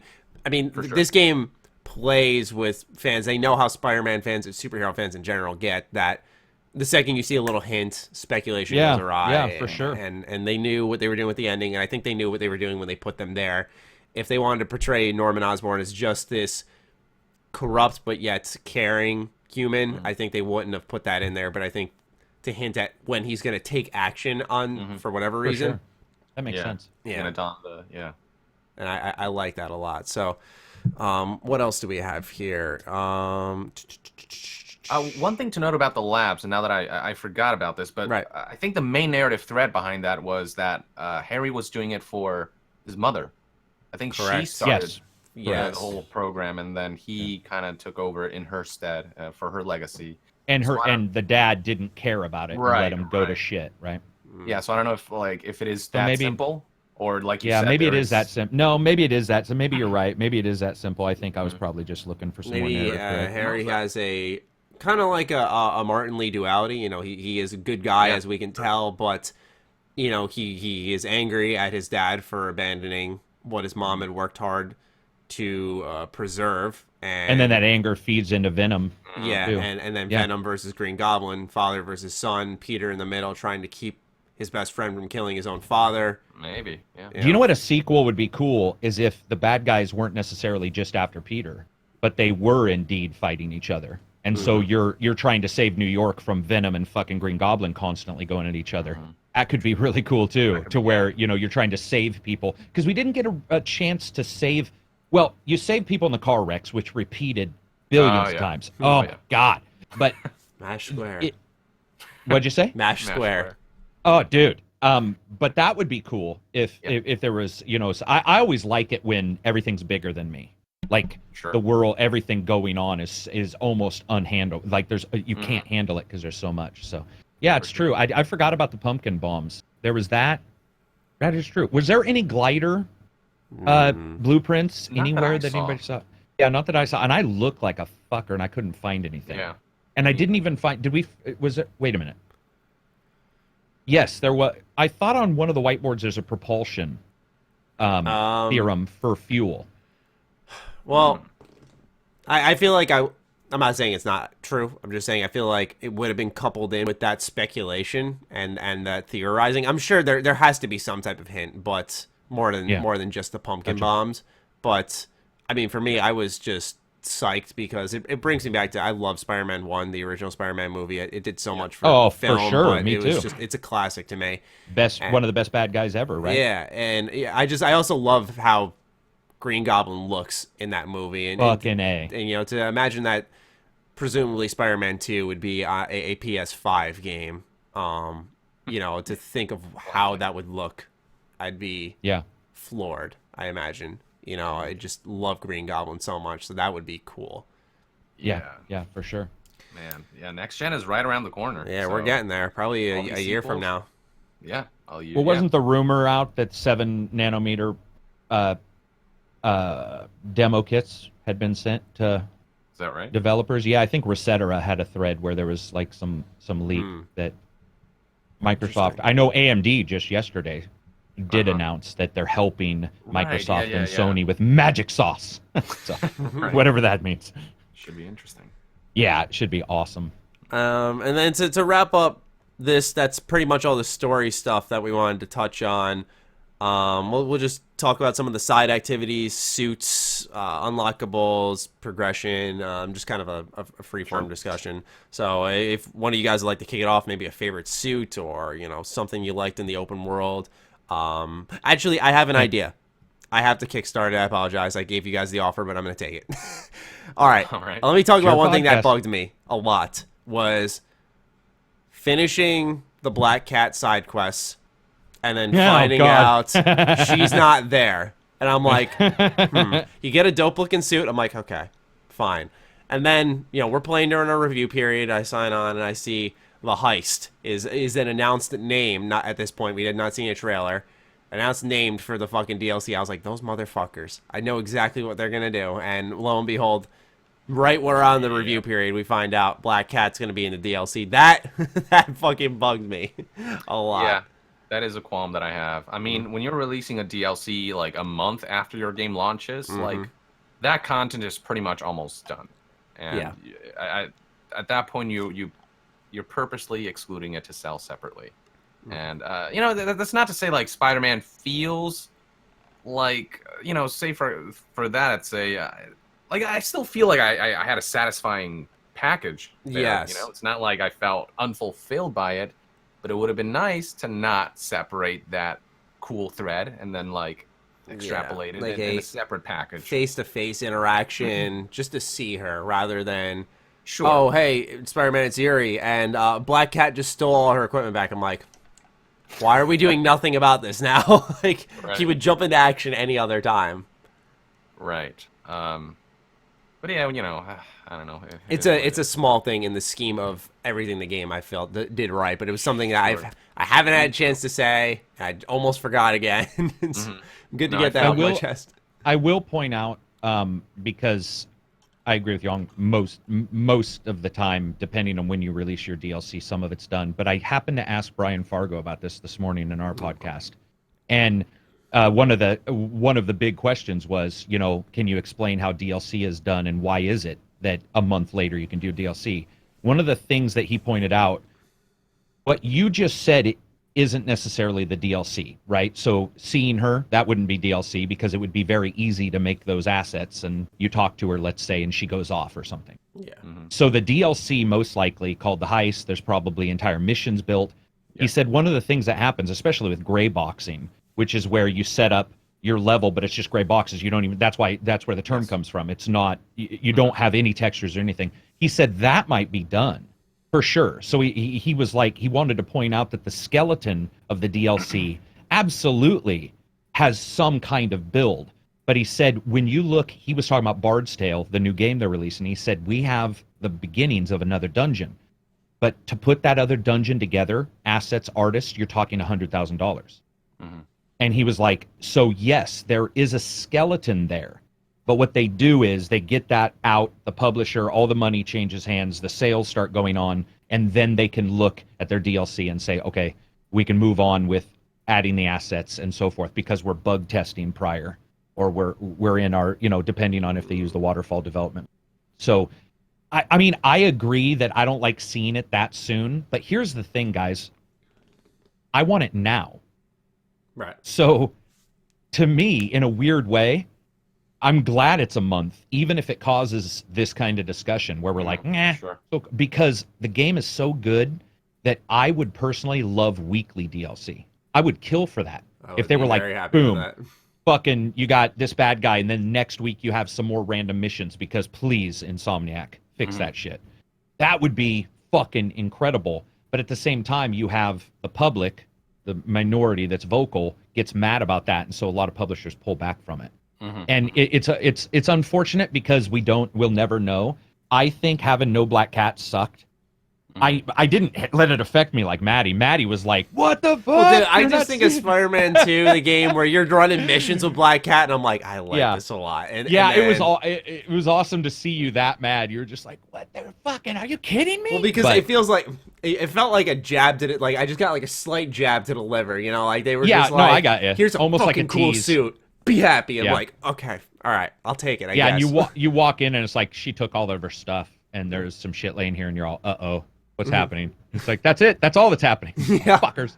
But like, that's just my thought on it. It's I would agree with Yong that most of the time though, you look at a month out, and it can be a little difficult to figure out what they're doing, and it could certainly be the unfortunate bullshit. I just don't know if Insomniac and Sony are like that. Really, when you look at it, like if they would even do that, it seems like Sony would be the company to just say it's in the main game if they could have fit it in there. I think they've done little things here and there that aren't quite as extensive as what like a company like EA would do. You know, like they've delved into things like microtransactions. You know, they're there in like Uncharted 4. That is true. That is Uncharted 4. To a scale that would draw too much attention. Would you say it's a well-practiced scale to make sure that people don't make YouTube videos? Sometimes it feels like that, doesn't it? I don't know, honestly. I honestly don't know. But you know, that I will say is Spider-Man, as it shipped, stands on its own. Yeah, and it is absolutely an incredible game all around. And I just, I don't know, in the grand scheme of things, I'm not like pissed at the. I'm not like too mad that they did what they did. But you know, I also understand why there's trepidation around this. Taskmaster can fuck off. Would you guys agree? Hell no. He can fucking stay. I thought that was such a cool idea. I was like, yo, he's terrible. You love your B tier heroes or villains, and I was like, yo, Karak is gonna love this. To hear you say that breaks me. How is Taskmaster like a real thing? Yeah, he's a real character. Yeah. He's a B. I've never heard of him until this game. Well, trust me, it feels like you wish you would never had when you play the game. It's the drone missions. I should just. Okay, I remember this. Just after about the 4th drone mission, I was like, you can suck a dick. I was mad. I was just like done with this. You know, they're interesting challenges. You know, you really have to.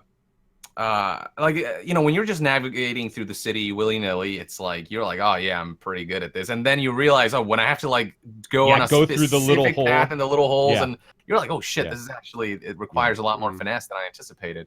It absolutely does. Yeah, so but for the people who love those kinds of challenges, you know, it's a nice little distraction. I like the fight challenges he put on you. I loved those, or the stealth one when he'd be like, ones were my favorite. And they were hard sometimes. Like I failed a number of times on those where they'd be like, you got to kill him without warning anybody. And sometimes you were like, man, I really got to think this through. Yeah. Well, so Suits. It was Suits, very real quick. arcadey. Oh no, go ahead. No, I was just gonna say I liked the arcadey feel of the stealth challenges, and that's why they were my favorite. Because the first time you're like, okay, it took me about a minute, and then you're like, I want that token, you know, because that fuels that progression. So you drop in, and I remember.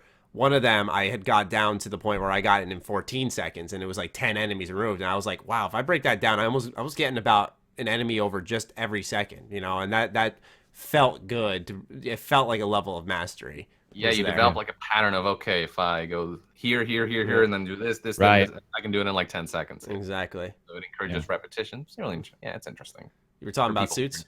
Yeah, Suits. I was just going to say, what were you guys' favorite? Vintage. For me, it's the anime without a fucking, or whatever you want to call it, cel-shaded. I remember like sitting right here. It was like 12 at night. I unlocked it. I was like, no fucking way. I put it on. I was standing on like the perfect building where there was like a reflection, and you're just there in the foreground, and you stick out like a sore thumb, and it's beautiful. I love the vintage one. Oh my god, bro. Yeah, the comic the comic booky shaded looking one is pretty fantastic. Absolutely. Man. I was disappointed that there was no black suit Spider-Man, but I think maybe they're saving that for the next game with Venom now coming at play. That I was disappointed. Or DLC, maybe, right? Maybe that'll be because we're. Didn't they say there's going to be a suit in the DLC? That's true. It could potentially come out as DLC, but that would have been my favorite suit. I just loved black suit Spider-Man. I don't know why. What'd you think of Noir though, Yong? Did you like that suit? The goggles. It's badass. I've never read like the Noir series of Spider-Man, but yeah, I quite enjoyed He looked goofy. I loved it. Yeah, it is goofy, but I don't know if that's what a Noir Spider-Man would look like. Yeah. So I was kind of into it. What'd you guys think of the wrestling suit too? I thought that was awesome because they even talk about Hogan. They're like, or Hulk. They're all because you can see like Spider-Man versus Hulk on posters. Yeah. And he shows up, and when that thing opened up, and it doesn't fit him. It looks like somebody blind and with bad fucking manual dexterity sewed it together. It's just so good, man. So good. It screams beginner, and you can see like he's clearly wearing sweatpants. It's like, all right. Yeah, oh, like dude, this. yeah. It's awesome. That was awesome. The one with the skull and the Ghost Rider is what I called it. Yeah. It is. That's dope as shit. Yeah. It is, isn't it? I don't know what Spider-Man that's from, but neither do I. I saw that. I was like, where did they find this? I just said Ghost Riders because obviously that's the only guy I know with a fucking burning head. But when I got that one, I was like, I got to make sure I don't capture review footage with this because people get pissed. But I was like, this is who I am from this point on. He's awesome. And when he's killing people and he's on fire and they do the slow motion, and you're like, that's insane looking. Yeah. That's dope. And especially the suit powers that came with it, like his was one of the more unique ones. Some of them felt like, all right, but like his was like you have fire spitting out from you no matter where you're at. Yeah. That's why one of my favorites was the Iron Spider. You know how it changed the fighting animations. That was cool. What'd you guys think of the powers overall? I wasn't in love with the skills. I thought they were pretty mundane overall. The skill trees. I didn't really fall in love with those. Were you guys fans or? The way I look at it is, it was more of like to slow down the pace at which you learn Spider-Man's arsenal, so you can learn your current set of maneuvers and then get a little something else and then master that and then pile it on top until you got a pretty well-rounded idea for how all the combos flow. But yeah, nothing was like, oh, that's really, it was just like rudimentary additions. What you expected, I guess, right? What you expected, exactly. Yeah, but they were functional. The only thing that really stood out to me was the ability to, like, if you got a perfect dodge, you could like press triangle and one hit that person. Double finisher. Double finisher. Things that I wouldn't say made the game easier, but it was like those Silver Sable fights when I had finally come around and I was like, I wouldn't say exploiting those, but like really trying to make good use of those late game upgrades. I was like, wow, okay, this is a lot more manageable now, knowing I can spend 2 bars and finish off 4 really annoying opponents, or I can dodge this guy shooting at me from a distance, knock him out, that type of stuff. But yeah, I completely agree. Like Yong said, very rudimentary. It was just kind of like, all right, it's a skills. The web gadgets were pretty cool though. Some of them, add an extra layer of new things you could do with combining your gadgets with your skill set. Do you know what I did though? Did you guys have a tendency? I got the skills for less damage up close, less damage ranged, and then the ability to heal more from focus. Once I used those, I never looked back at the rest of the powers until the end of the game. Like the mods? Because they were so... Yeah, the mods. I just put them on and I'm like, fuck, man. I mean, any other mod came up and I'm like, yeah, it's not going to be as good as these because if I mess up on a dodge, I'll take less damage. So... on stealth segments, I would have a set for stealth and then I'd switch that... Oh. Hold on one sec. Nope, that was me. Just, hold on. Your webcam disappeared. Dude, I disappeared. Discord died. Oh. And I'm back. I apologize. Right, we'll just, I'll just edit that out. Just go for it. Okay, continue. By all means. Where was I? All right, Stealth, so you had a section. Yeah, for the mods, I would essentially switch out my combat set and then switch in my stealth set. And then once I did the stealth segment, I'll but that's about as far as I got with that. Yeah, there wasn't anything special there. I did like the one where, like, if you do air attacks, you charge up with like electricity, and then ground. So that one I really liked and exploited quite a bit. But yeah, most of them though were pretty. They weren't big enough upgrades where I'm like, where I felt worth paying too much attention to. So I hope they can develop that in like a future game where it feels more like you're building a deck of cards and you're able to make different builds and stuff like that. And your Magic the Gathering Spider-Man game. Yeah, kind of. Yeah. Like in Monster Hunter, for example, like you earn different weapons and items and gear, and they all, based on how you combine them, it really does make a big difference. A huge difference. Point, yeah, huge difference. So if they can like implement some of that into Spider-Man using the mods, that'd be really interesting. It felt rather than building a stronger, more powerful Spider-Man, you were kind of filling the holes in for some place you weren't as good in, which can work, but it didn't feel like the skill level. When you watch, for example, like Batman Arkham combo trials, you can clearly tell someone who's really good at the game. They're using the gadgets at the right time. They're timing their triple counters perfectly versus someone who plays just a decent amount. And I don't know if Spider-Man has, I don't want to say that depth, but like things like the suit mods could put it to a level where you could see a player like if they had put more focus on it, rather, you could see a player who is clearly more of a higher level of skill based off how they built their character. Because like I said, a lot of them were just like make the game easier, such as time slows down when you perfect dodge, and perfect dodges weren't too hard to pull off. No, they weren't. Slowing down time in general, it slowed down, not time. Actually, I shouldn't say in general, but rather just the person you slow dodged. So you just beat the snot out of them. They were a free knockout no matter who they were. And so for that, I was like, all right, like this is kind of useful, but I agree. The electric fist one was the only one that I was like, okay, this feels different. This changes how I play. I'm going to web yank people into the air more to build that up and chain to the ground. So yeah, I would like to see better suit mods. I completely Go ahead. I was just gonna say, more along the lines of like that electric mod. If they can implement things like that actually change the flow of and your style, that would be fantastic. And also the ability to save sets of those mods. Yes, that's what I was going to mention. Yeah, the ability to save sets. Also, he says he's like Gadget Man. Some of them are gadgets, others are nothing. Like the raise your ability to take less damage, they didn't show more armor on you. So it was like, all right, that's weird. I'm a passive player, which means if you tell me this is you can buy two skills. One's an active skill you have to press a button on. The other one's a passive skill that just always gives you a little bonus. I'll pick the passive one almost all the time because it's just like then I can, I know it's going to always be doing something. But the sets would have made me play more because I didn't like going into the HUD, which is delayed. I don't know why they delay that menu. You click start or whatever, and it's like, whoop, and it pops up. And it sounds stupid, but it was like going in there and switching those gadgets out. I was like, like it takes too long. I will say this, the best part about the suits, they all, their skill that they require to unlock is connected to something in the game world that makes sense. So the technological stuff, those points have to do with the technological looking suits, and the battle suits look like battle suits. And I thought it's a small thing, but when I was playing it and it was like, you need a tech point or a research point to get this suit. And when you get it, it's like an Iron Man suit. And you're like, I got it. I really thought that was a good step in Insomniac's direction. I thought they did a really good job there. I agree. All the little details is what makes this game shine, I think. Especially pulling away their weapon and watching them run to get it.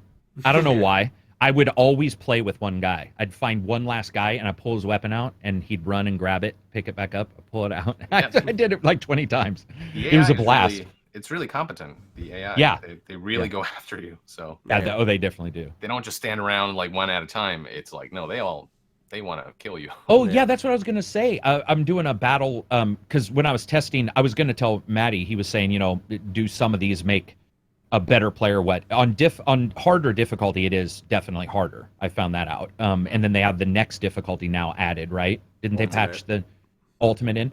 I would say that the battle I'm doing a video of Batman versus Spider-Man and how they fight.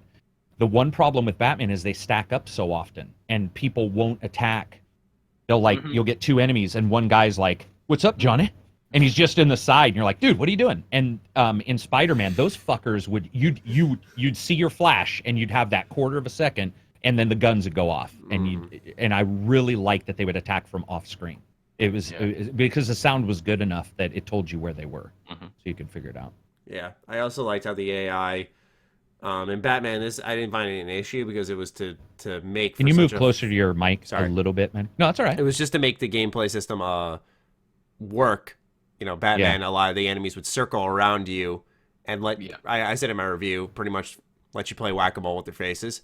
Whereas in Spider-Man, you know, a guy with a gun, I know it's going to sound simple, but a guy with a gun would run up to a high surface and wait and try to shoot you. Whereas some of, the shield guys would play up close, and then the people behind him with melee weapons would kind of wait their turn to strike, and it felt well paced, where, to create some space between me and the melee weapon guy, who I'd have to knock up in the air, I'm going to punch the shield, stun him a little bit, and slide through his legs, and now I got a body between me and him.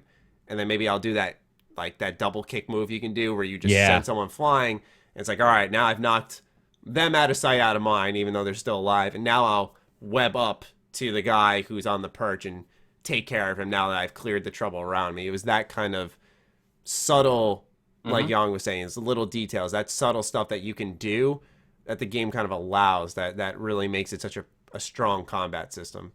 Yeah, definitely. But that's that's all we've got, man. That's all we've got. You guys got anything else you want to add to this spoiler cast? Dude, I could talk for 3 hours, so you're gonna have to call it. Okay. At some point, I mean. I'll call it there. I think we got it all, right? I mean, I guess I hope they improve upon the side activities to be a little more varied. What I will say is that what they have here is an incredible foundation. That I think they've got the basic formula down. Now it's all about building upon what they have here. They've got the technology, like the engine. They kind of know what they're doing with that now. Right. They can now focus on making more creative things. And so in that sense, I think this game is a wonderful foundation upon which I cannot wait to see what they do next. Like, if this is their starting point with Spider-Man, like, the sequel is going to be, I think, man, it's going to blow everything out of the water. Like, from Arkham Asylum to Arkham City, there was so much more that they added that just really took things to a whole new level. That makes me excited right there. I didn't even think of that. I can only imagine what they're going to do now. It's going to be amazing. Absolutely. All right, well, that about wraps it up then. Yang, thank you so much for joining us, man. It was thank you. It was a blast. This was fun. Hope we'll stay in touch. And absolutely, we're gonna work on that. We're gonna work on our communication skills. It's not gonna be another 3 years this time. Sounds good. Be sure to check out Yang's channel. It'll be linked in the description down below. Karak, any final words? 3 hours later. Yeah, right. Sorry, I shouldn't have tapped you on the shoulder there. Yeah. Because I have a ton of stuff I could talk about. So, but nope. It's a good game. I'm glad we got it. I'm glad we got God of War. It's a fantastic fucking fall. Despite negativity that's going on and stupid shit from companies saying dumbass stuff. CEOs, by the way, should never be allowed to talk again. But we're getting these amazing games. Red Dead's on the horizon. Yes. Which I fucking can't wait for. There's just so much cool stuff. So I'm excited, man. Absolutely. It's going to be a good time. And last question. I apologize. I know we were wrapping it up, but last question. Game of the year for any of you guys? Spider-Man? You mean, is Spider-Man Game of the year? Is it your Game of the year? I'd say God of War edges out for me. Yeah, me too. It's just better paced. And the side activities, they all have like little stories. Like, it's less rudimentary and less... Yeah, it's just the side activities mainly kill it for me. Or not kill it, but... It's what really brings it down a little. Brings it down compared to God of War, where God of War's side activities felt a little more fulfilling, and that they offer some narrative, or they feel varied enough where I can get into. I get that because God of War, in the scheme of things, I think it only had like 12 side quests, so they felt very quality over quantity. Yeah, so I get that. I get that. For me, Spider-Man. Yeah, it's there, I think. I'm still kind of, like you said, the side activities, they weren't bad, but it's just like that thing where it's like, I got to give myself more time to digest before I go like, yeah, game of the year, you know? Sure. So I get that entirely. All right, well, let's wrap that up. Thank you guys so much for listening to our spoiler cast for Spider-Man PS4. If you guys got any other ideas of games we should do a spoiler cast on, fire away in the comments down below. Yeah, for sure. And they're a blast to do. Yeah, because we haven't done one since Prey, I think. So, you know, we got to do this more. and No Man's Sky. Well, that wasn't a fucking spoiler review. That was you and I doing a review of a game. It's just bitching up a storm, really. Yeah. Anyway, we'll catch you guys next week in episode 171. Peace out. Peace out.